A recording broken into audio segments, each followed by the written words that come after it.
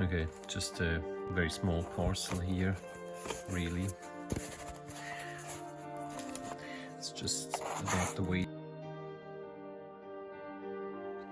With a few cuts, I opened this homemade box, and inside there is a Graham Class 20 from British Railways. It's a pretty nice locomotive, and I put it on the track just to find out it's not running. To be fair, it was sold as a non-runner. As a first step, I just see whether there is any life when I apply electricity to the wheels, but nothing is happening.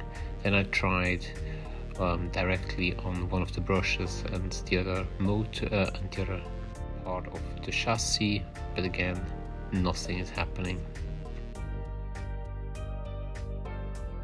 At this point, I often just clean the motor without taking it completely apart. However, here, as you've seen, I have removed the motor and given it a good clean. However, this was of no benefit. The motor was still not working after this procedure. Therefore, I had to disassemble the engine and try it directly. Yeah, there we go. As suspected. Clearly the problem isn't the motor, but there must be some short current in the system. Most often this happens because someone has put the wheels the wrong way in again. However, here, after trying all the wheels, taking it all apart, reassembling it, come to the conclusion the wheels weren't the problem. What I found here is that the pickup plates, which pick up the electricity from the wheels, were bent in a way that they shorted the bogie.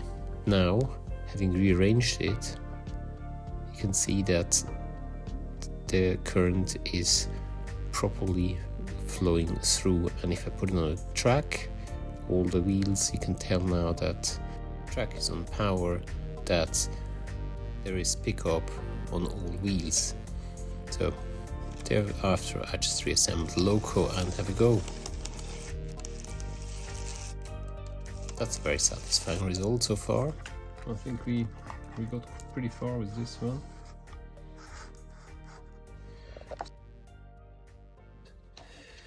And okay, it's not quite flat.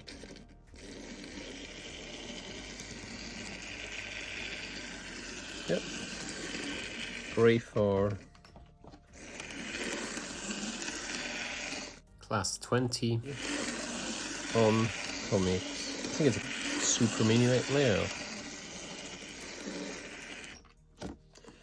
That wasn't too bad, no. This was a good job. I hope you've enjoyed this video. Thanks for watching.